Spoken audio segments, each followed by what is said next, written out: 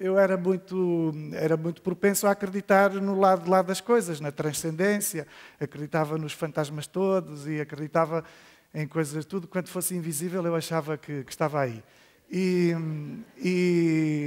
para a minha sorte ou para o meu azar, nós vivíamos, na altura da minha infância, vivíamos em Passos de Ferreira e vivíamos num casarão enorme, cheio de ruídos e de tábuas velhas e de sótãos e quartos vazios.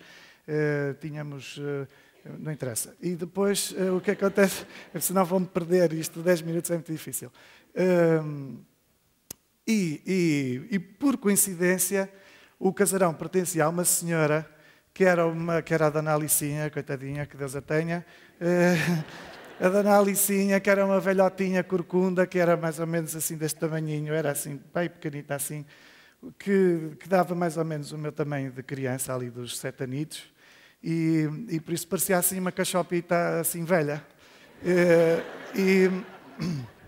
Mas era dona do casarão e era uma senhora. O que é que esta mulher tinha de absolutamente incrível? Ela era toda incrível. Ela tinha ficado solteira, porque ela, quando era miúda, quando era novinha, tinha sido amiga de infância de uma santa, que é uma coisa que ninguém foi amigo de infância de uma santa. E então o que é que aconteceu à Dona Alicinha? Há uma santa, hoje muito venerada em Passos de Ferreira, com uma estátua no meio do largo, lá na praça, que na altura da minha infância já existia, chamada Sílvia Cardoso, e tinha sido a amiguinha dela. Pronto, a Sílvia Cardoso lá morreu, fez uns milagres e faz para lá uns milagres, e as pessoas gostam dela. A Dona Alicinha, muito impressionada com esta amizade que teve, ficou muito devota. E então, a casa dela, ela que era milionária, que era a dona do casarão, a casa dela era assim uma coisa, parecia uma igreja, porque ela pagava as estátuas novas à igreja de Passos de Ferreira e ficava com os cacos velhos, que não eram propriamente antiguidades, eram uns cacos velhos que estavam meio usados e cheios de pó. E ela expunha aquilo tudo, por exemplo, na sala, que era o espaço que eu conhecia. Porquê é que eu conhecia esse espaço? Porque o meu pai mandava-me levar a renda à Dona Alicinha e eu tinha que ir lá, até à porta, levava o dinheiro na mão e tinha que esperar que ela fosse lá dentro, normalmente à cozinha, passar o recibo. E onde é que eu esperava? Na sala, que era um sítio escuro, que ela fechava as janelas todas para não lhe roubarem os santos. E aquilo era assim uma coisa que, por mais ampla que fosse a sala, que era uma sala tremendamente grande, que era do tamanho da nossa, e era uma sala, parecia um campo de futebol, por maior que fosse a sala, aquilo convergia tudo para cima de mim, aquilo oprimia muito. Eu achava que aquela mulher, que não era nada normal e que era amiga de uma santa e não sei o quê, que aquilo era tudo um portal da transcendência e por isso que a partir dali a gente ia para a morte ou então vinha da morte. E que não era nada engraçado. E ao ponto de a Dona Alicinha, coitada, que era muito simpática, na verdade era toda ela um elogio à vida e à generosidade e essas coisas todas. A Dona Alicinha, enquanto ia passar o recibo, dava uns passinhos, ela não conseguia correr, mas dava assim uns passinhos mais acelerados à cozinha e voltava e punha-me umas bolachas na mão, que era para eu, eventualmente, comer umas bolachas enquanto esperava. Como ela era rica, a dona do casarão, trazia-me umas bolachas sempre de sortido. Às vezes, assim, daquelas de chocolate com as pratinhas e não sei o quê, de cores, que era uma coisa que eu nunca via, porque na minha família só o meu pai é que trabalhava e tiveram muitos filhos e aquilo era dureza. E então, as bolachas... Quando eu via aquelas bolachas, ficava a sonhar com o sabor das bolachas, as bolachas do Natal, que ela tinha todos os dias em casa. Só que depois aquilo não funcionava, porque eu não tinha coragem de comer as bolachas, porque eu achava que aquelas bolachas eram assim um alimento fantasmagórico, ali entre o céu e a terra, assim uma coisa que com almas dentro, com espíritos, bichos, ou sei lá, sobretudo as de chocolate que tinham pratas, nem me atrevia de abrir, porque às vezes pensava que podiam não ser bolachas e ser outra coisa qualquer. O que é que eu fazia?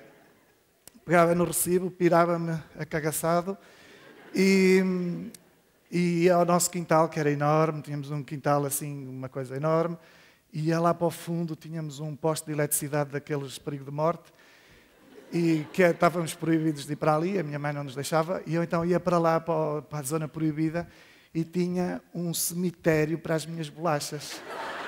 Porque, como não as comia, e como aquilo tinha eventualmente almas lá dentro, eu não podia deitar aquilo fora. Então o que eu fazia é que eu ia para lá para o fundo, escavava assim uma covinha, metia as bolachinhas e pegava nos pausitos com um atilhinho, fazia uma cruzinha e sepultava.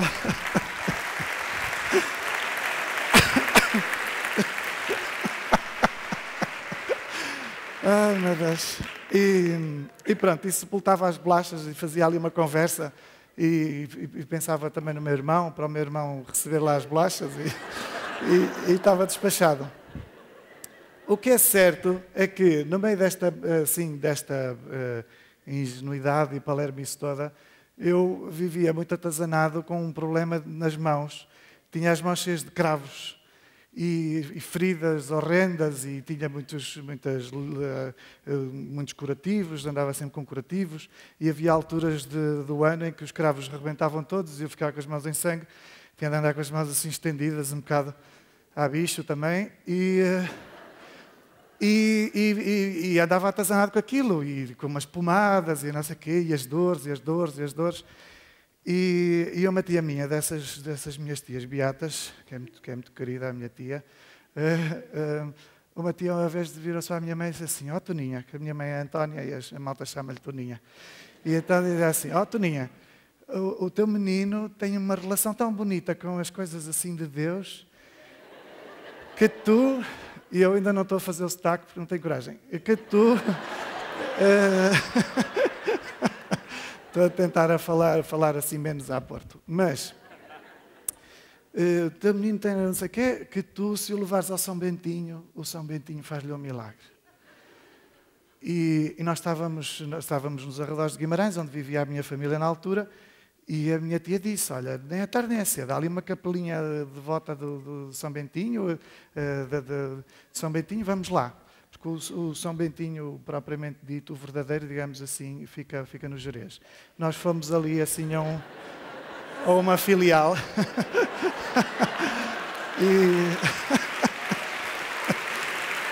Mas também também vale.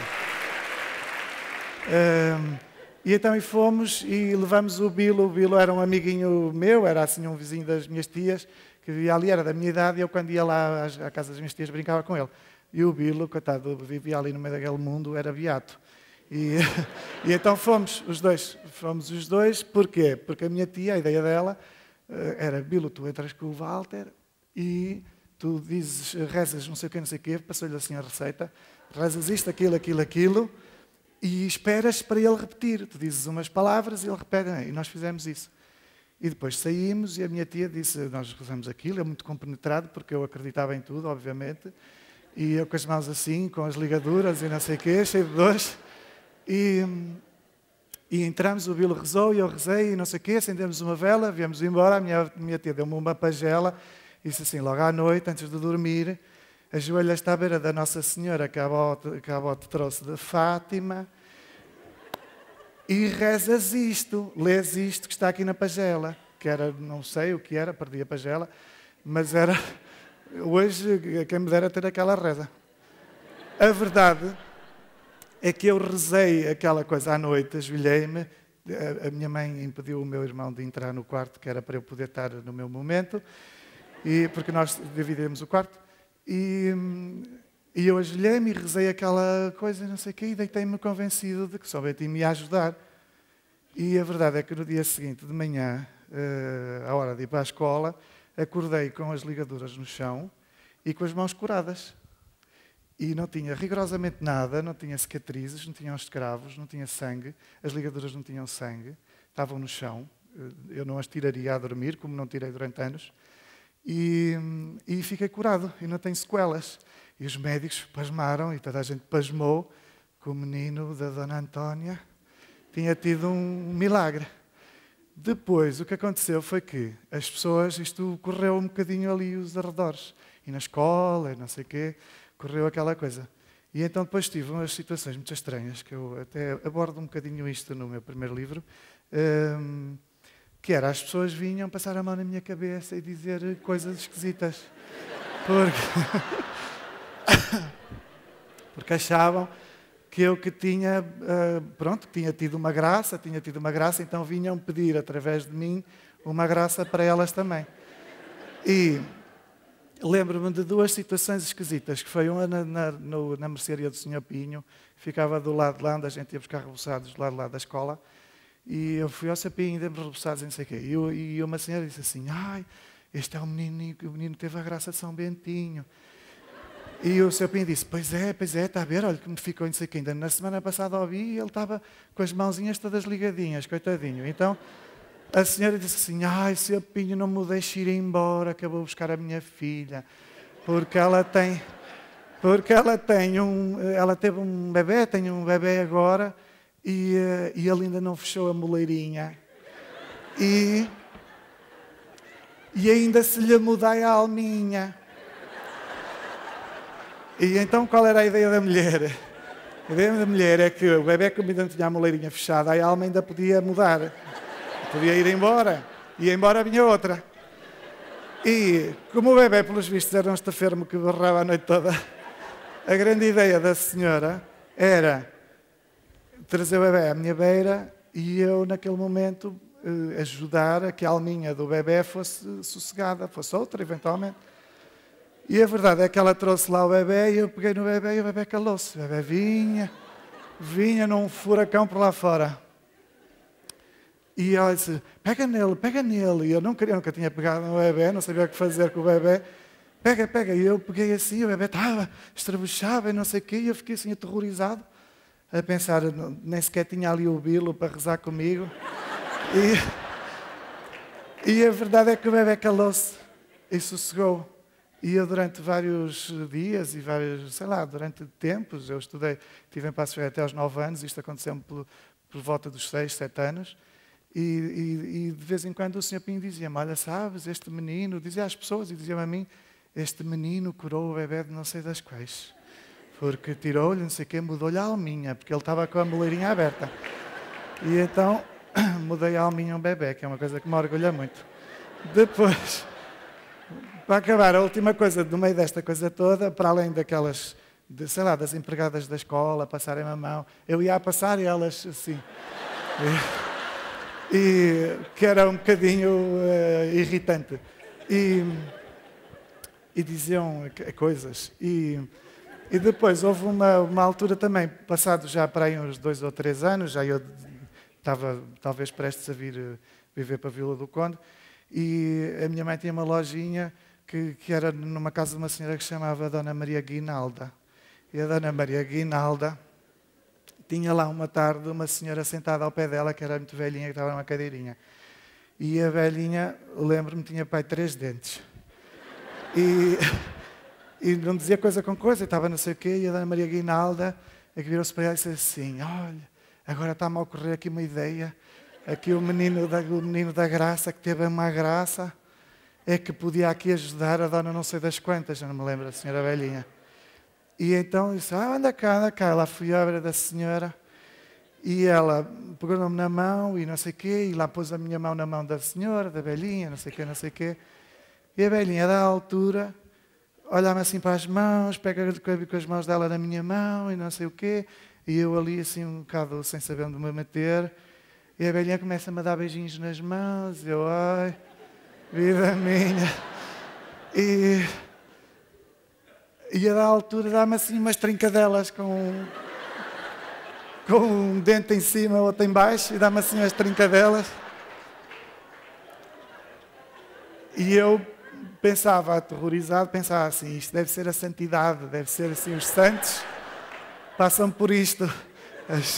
As pessoas ferram-lhes as mãos. E fiquei, enfim, não aconteceu nada à velha, eu acho que não. Ela continuou velha, continuou com 3 dentes ou 2. E eu fui-me embora, fui dizer à minha mãe que já não queria nada, aquelas coisas das graças, não queria ser santo, porque no tempo em que eu andava com as mãos ligadas, tinha menos trabalheiro e as pessoas chateavam-me menos. E eu assim, para acabar, uma coisa mal criada. tinha eu ali por volta de 8 anos e foi quando eu comecei a masturbar-me. E foi o primeiro dos meus amigos, digamos assim, a chegar ao momento glorioso de descobrir esse entretenimento.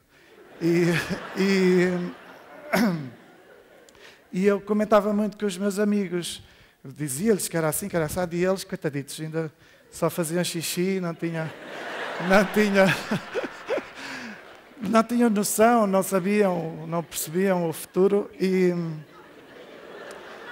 e sobretudo um que era o meu amigo, assim, meu grande amigo em Passos Ferreira de infância, que era o Renatinho. O Renatinho vivia angustiado com aquilo.